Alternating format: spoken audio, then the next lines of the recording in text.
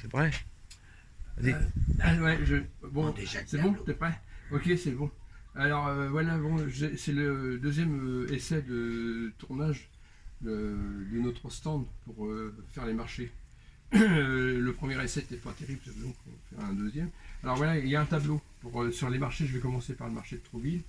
Les gens, je suis là pour un chercheur qui répond aux questions sur le développement durable et l'énergie, président de l'homme énergie et le manager. Les questions que les gens se posent et puis les vérités, parce qu'il y a beaucoup de conneries dites. Les journalistes répondent n'importe quoi. Il faut dire la vérité sur l'énergie, c'est le problème.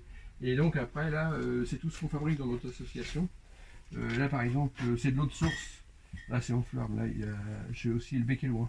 Par exemple, cette eau-là, donc c'est une source très pure. On l'a analysée avec des stagiaires. Il n'y a pas de nitrate dedans. Et en plus, c'est un endroit spirituel, parce que le bras du bec et loin, ça peut soigner les gens. Là, j'ai de l'eau de pluie très pure. C'est que j'ai récupéré sur la bâche. J'ai fait une autre vidéo, on explique comment on récupère l'eau de pluie. Je nettoie la bâche de la remorque.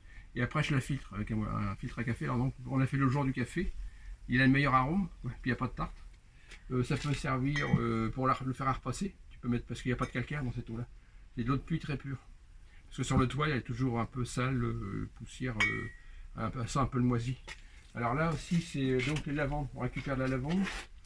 C'est toutes les choses on est reparti aux fondamentaux de la science.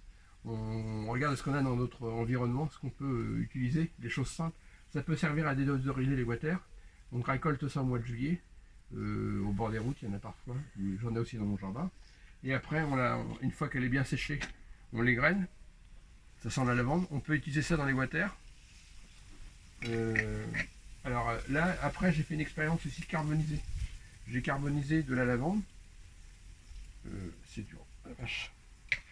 Donc vous voyez, la lavande carbonisée comme ça, c'est du carbone pur. Ça peut servir pour les expériences après, pour faire du ciment avec un mélange de chaux. Là, j'ai du sel de Deauville. Donc il faut à peu près 5 litres d'eau de mer pour faire ça. Ça me demande une semaine. Il faut évaporer ça dans une poêle.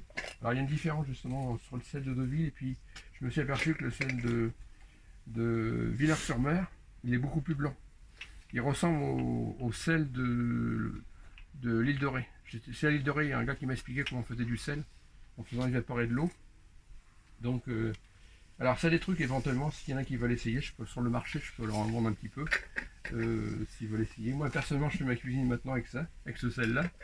Comme ça, on a les minéraux de la région. Alors là, après, j'ai de la menthe que j'ai récupérée dans mon jardin. Voilà, il y a quelques feuilles qui ont tombé. C'est de la menthe séchée. Quand il y en a beaucoup, quand on a produit beaucoup l'été, on peut la sniffer. Et ça peut servir, mélanger la lavande dans un saladier, ça peut désodoriser les toilettes, ça donne de l'arôme aussi. Et puis tu peux faire une infusion, faire des infusions. Donc là, voilà, je peux vendre de la menthe aussi aux gens. Alors voilà, faut pas oublier, parce que je fais ça, c'est pour gagner un petit peu d'argent. Il y a une cagnotte de l'association pour les explications que j'ai données. Si les gens qui ont un peu d'argent pour aider la recherche, on ne touche absolument rien. Ça fait depuis 2003 que j'ai créé l'association. J'ai jamais touché aucune subvention. Ça m'a coûté de l'argent. Hervé Morin, j'ai été voir plusieurs fois. Il est incapable de m'aider. Il ne s'intéresse pas au développement durable. On en reparlera aux élections régionales. On va régler son affaire parce qu'il ne prend pas ça au sérieux. Alors là, c'est pareil. Donc c'est de la lavande aussi. Parfois, elle est un petit peu plus kaki. Ça dépend comment. Alors quand je récupère la lavande, il ne faut surtout pas la mouiller quand elle est bien sèche l'été. Parce que si elle va pourrir. Et je la mets sécher sur le séchoir. Et j'ai un déshumidificateur dans la maison. Ça va plus vite. Il faut pas du tout la remouiller. Parce que c'est un peu tendance à pourrir ou ça merde. Alors là, c'est les miscanthus. La prochaine fois, je mettrai les arbres, là, une fois coupés. Oui. Là, mes amis l'ont vu là, en vrai. Là, c'est une plante qui récupère le carbone de l'atmosphère. Une fois carbonisé, ça donne ça. Non, pardon, c'est la lavande, ça. C'est là, voilà. Ça fait comme des fusains. Oui. Donc ça prouve bien qu'il y a beaucoup de carbone. Quand on fait carboniser, ça dégage que simplement un peu de vapeur d'eau. De passer de la plante là. Par rapport à la lavande, c'est différent. La lavande, ça nous dégage beaucoup de gaz combustible. Donc la place de là, ça ressemble à des fusains. On pourrait faire des fusains avec ça. Donc, alors justement, au lieu de se lamenter sur l'augmentation du CO2, ben, si demain les gens se réveillent, ils parlent des miscanthus, ils vont capter plus de CO2. Donc c'est comme la recette dépense dans la comptabilité, on améliore la captation du CO2. Alors là aussi après au niveau les recherches sur la terre, à partir de la terre, par exemple là j'ai de la terre que j'ai récupérée à Lioré. D'habitude elle est jaune, par contre c'est la terre du jardin, ça peut être la terre du jardin, bon, quand elle est tamisée. Une fois qu'elle est cuite, oui, ça change de couleur. Parce que cette terre-là était tamisée, elle était jaune, c'est comme la terre qui est dans les colombages. Une fois qu'on la cuit, parce qu'il y a de l'oxyde de fer dans l'argile, dans notre région. Alors quand si la chauffe très fort, ça va passer rouge et après ça va devenir noir. Parce qu'il y a plusieurs sortes d'oxyde de fer, c'est FO2, FO3, FO4. Ils expliquaient ça sur Wikipédia. Alors je ne sais pas lequel qui est le FO4, peut-être à mon avis ce serait peut-être le jaune. Parce que plus on chauffe, moins il y a d'oxygène. Parce que comme quand on chauffe avec du charbon, c'est réducteur, ça enlève pareil pour le minerai, un oxyde, on enlève l'oxygène. Et là donc alors, les briques que j'ai moulées, que j'ai fait moi, mon frites, celles-là c'est des premières briques que j'avais fait, ils sont pas cuites, hein, terre crue. Là c'est une brique, alors vous montrer le phénomène, oui, quand on cuit une brique. Là c'est une brique qui me servait dans le four que j'avais fait, il me servait de trappe. Donc ce côté-là était soumis à la chaleur, ça fait monter à 900 degrés. Puis là c'est donc la terre crue. On voit le changement de couleur. Ouais. C'est intéressant de voir. Vous voyez pourquoi? Donc les briques, ici à les yeux, la briqueterie peut faire que des briques rouges, parce que c'est la terre qui... Alors par contre, moi j'essaye de faire des briques beiges avec la terre d'Honfleur. Je me suis rendu compte que dans l'estuaire, parce que les docks Vauban au Havre, tous les bâtiments sont faits en briques beige. Et c'est différemment fait avec la terre de l'estuaire, l'argile. Il y a du feldspath, donc c'est gris, et une fois cuit, ça va devenir beige. Je vais l'apporter à... Alors là aussi, il y a un truc très important, c'est le béton égyptien. Donc vous voyez, c'est le format d'une brique. Mais là, c'est un mélange de calcaire, de chaux et de bicarbonate. Donc, alors il y a 11 parts de calcaire, 4 parts de chaux vive, ou de chaux éteint, c'est pas grave, parce que on la met dans l'eau.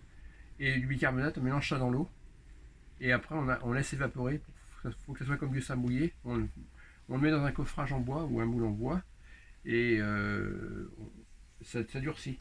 Là, celle-là elle est un peu plus blanche parce que le calcaire il venait de Mantes-la-Jolie. Donc le calcaire de Mantes-la-Jolie il est très blanc et puis il y a de l'argile dedans. Parce que dans la région, à Brionne, même sur les falaises à Étretat, il y a de la silice dedans. C'est bien pour faire de la chaux, mais pour le béton égyptien, il faut du calcaire plutôt qu'il y a de l'argile. Alors ça, on pourrait construire des maisons. Ça pourrait diminuer le prix des maisons parce que on met un coffrage avec pour faire des murs de 40 ou 50 cm de large et un coffrage sur 1 mètre de haut en planche, en sapin, et on coule le mélange une fois qu'il est prêt à mouler, qu'il n'est pas trop humide. On le met dans le coffrage, on tasse avec une dame à main ou pneumatique, et on peut même enlever le coffrage au bout de 4 heures. Alors, vous pourrez regarder ceux qui s'intéressent au béton égyptien, au niveau des pyramides, c'est un chercheur, Joseph Davidovich, qui est un chercheur, un gars de 131 qui s'est penché sur la question des pyramides. Il s'est découvert qu'il y avait des pierres qui avaient été reconstituées. Parce que quand on broie de la pierre, si on prend du calcaire, il y a toujours des coquillages. Si on le broie, on voit qu'ils sont écrasés les coquillages. On sait qu'il a été écrasé le calcaire. Donc on a des preuves. Après ils l'ont fait analyser en Amérique. Ils ont fait des analyses plus profondes. Il a été contesté, mais donc moi j'ai mis ça en application, ce qu'il avait trouvé. J'ai essayé de le rencontrer, mais c'est pas facile. Je sais pas, je vais le voir. Alors là c'est pour montrer par exemple le calcaire.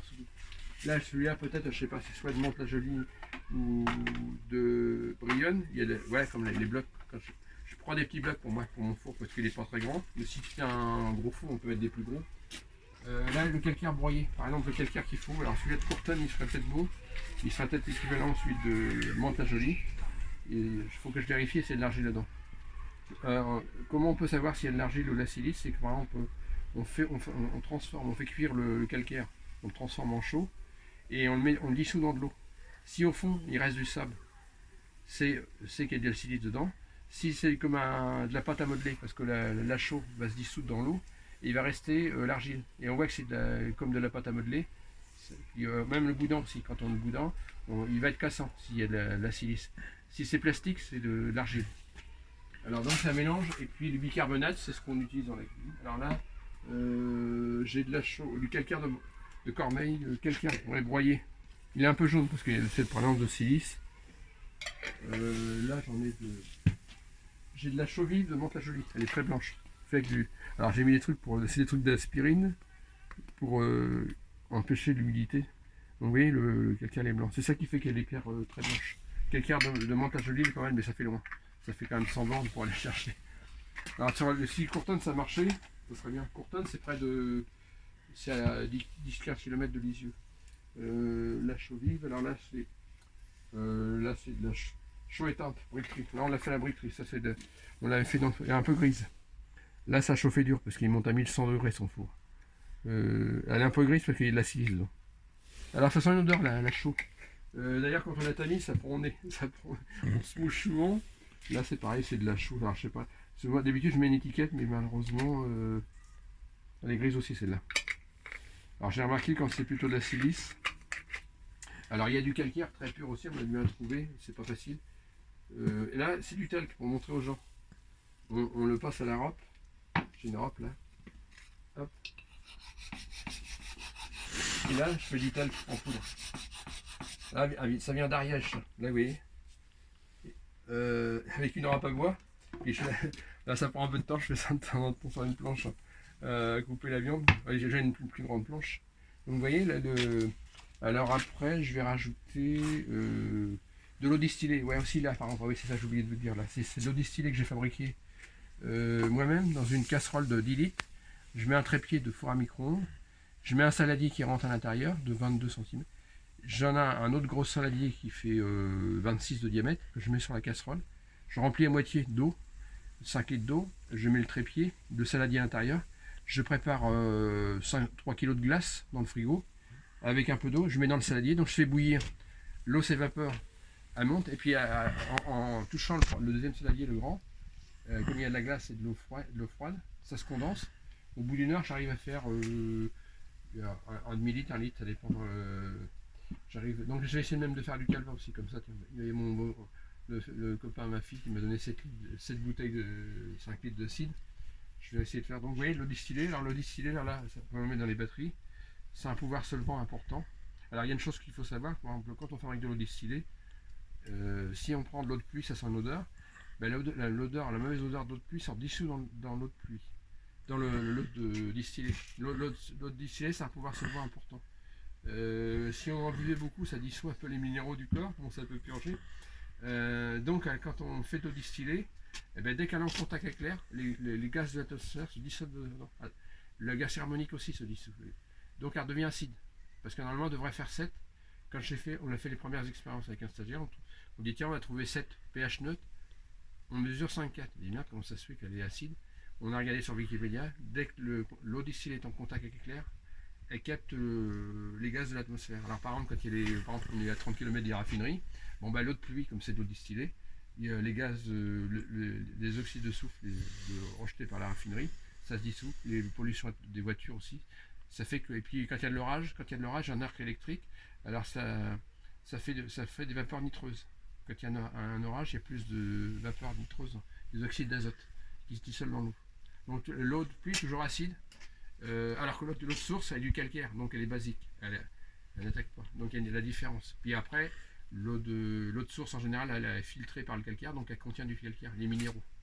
Par contre pour le jardin c'est bon, parce qu'elle apporte. Alors oui, l'eau de pluie a une propriété, c'est que l'eau de pluie, comme pour le jardin, il y a un maraîcher, un horticulteur qui m'a expliqué ça. Il m'a dit il faut mélanger de l'eau de pluie et de l'eau de source parce que faut que l'eau de pluie, comme elle est un peu acide, ça dissout les minéraux pour que la plante puisse pousser, que les minéraux montent dans la plante.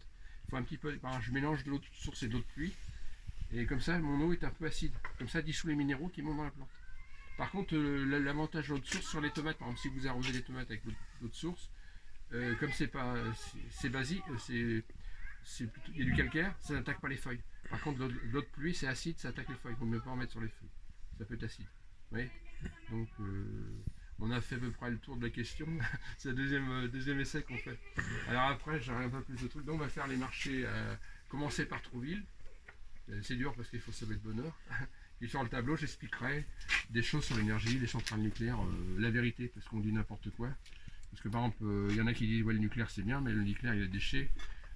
Donc il faut trouver des compromis. Et bien, donc, là on revient aux fondamentaux, c'est à partir de l'ensemble de la terre, enfin les matériaux de construction, on récupère l'eau de pluie Dans la maison, on a un système pour récupérer l'eau de la baignoire. L'eau grise, c'est ce qu'on appelle l'eau grise. Elle me sert à la chasse d'eau, parce que c'est idiot, on consomme de l'eau. Alors, en plus en Normandie, c'est pareil, on nous prend la tête en Normandie, ouais, manque d'eau. On n'est pas dans une région qui manque d'eau, on a toujours trop de flotte. On n'a pas les problèmes d'Afrique. Faut pas. Les médias, ils nous prennent la tête. Il y a des problèmes, il faut voir localement les problèmes qu'on a. On a d'autres problèmes, on manque de soleil. On a disons, 4 mois de beau temps, 8 mois de mauvais temps, c'est ça la réalité. Et la flotte, on n'en manque pas, alors c'est un peu idiot. On pourra récupérer l'eau de pluie pour les maisons, pour l'eau de pluie, pour le jardin et puis pour les sanitaires. Donc, alors l'eau des sanitaires, on peut aussi la mettre à l'inguinage, faire une petite sorte de mare avec des plantes, des roseaux, ça va nettoyer l'eau. Ça purifie l'eau, ça fait pousser les plantes et on peut avoir de l'eau meilleure. Puis même l'eau de grise, quand j'en ai trop l'été, j'en mets au pied de mes plantes. Je ne les mets pas sur les plantes, mais au pied des plantes parce qu'il y a un peu de tout dedans. Même l'eau de la machine à laver. L'eau de la machine à laver, il faut savoir qu'il y a comme il y a dans la lessive, il y a un produit, je ne sais pas dire, c'est pas du potassium, du phosphate. Les phosphates, c'est bon pour les plantes. Donc il y a des phosphates dans l'eau de la machine à laver, il faudrait les récupérer et mettre ça au pied des plantes. Ça sert en plus du nitrate comme engrais. Donc, vous voyez. Alors justement l'été, ce que je fais par exemple pour consommer moins d'eau grise pour mes chasses d'eau, je fais pipi dans un bidon et même l'urine, on peut la mettre au pied des plantes. Ça c'est un engrais puissant. Il y a les mollo. Et puis comme ça, j'ai plus d'eau grise. Je dépense moins d'eau dans ma chasse d'eau. Et là, il y a un Suisse qui explique l'urine. Même quand elle est fraîche, apparemment elle est plus efficace quand elle est fraîche. C'est un engrais puissant. Ouais, parce qu'il y a tout, il y a des phosphates dedans, il y a des nitrates, il y a de l'ammoniac, c'est tout ce qu'il faut pour les plantes. C'est un engrais naturel. Alors, même les agriculteurs, ils prennent le lisier, c'est d'urine de vache ou de porc. Justement, c'est un engrais liquide. Et là, si on a des choses, on peut améliorer. On n'a pas encore évolué. À l'époque où on est, en 2020, on a encore des maisons qui consomment vachement de flotte, on récupère pas l'eau de pluie, on récupère pas le bois. Dans les forêts, par exemple dans les forêts, il y a énormément de bois mort après toutes les tempêtes, à la fin de l'hiver. Ça pourrait créer du travail aux gens. On récupère l'énergie locale au lieu d'aller chercher du pétrole et du gaz, on n'aura pas tout le temps. Ça fait du boulot, on peut même à partir du bois, on peut faire, une chaufferie, on peut faire fonctionner une chaufferie, comme à Livray là dans mon village, ça serait possible. On pourrait même fabriquer de l'électricité en même temps. C'est cogénération, c'est-à-dire qu'on brûle du combustible. Et alors parfois ça dégage des gaz. Donc, les gaz peuvent faire tourner une turbine. Donc à partir du bois, on pourrait faire donc complètement aberrant, un village de 1250 habitants, on marche au fioul et tout ce qui est la maison de retraite, le gymnase, ça marche au gaz et au fioul. Puis un jour, ça coûte cher là. Et puis alors qu'on fera une chaufferie qui marche aux déchets végétaux, c'est les agriculteurs. Les agriculteurs ils pourraient faire du miscanthus. Cette plante, on la plante, ça dure 15 à 25 ans une fois qu'elle est plantée. Donc on a juste à faucher. Et ça peut servir aussi à faire les granulés de bois, le paillage. Donc il faut revenir aux fondamentaux. Donc voilà, c'est bon pour aujourd'hui.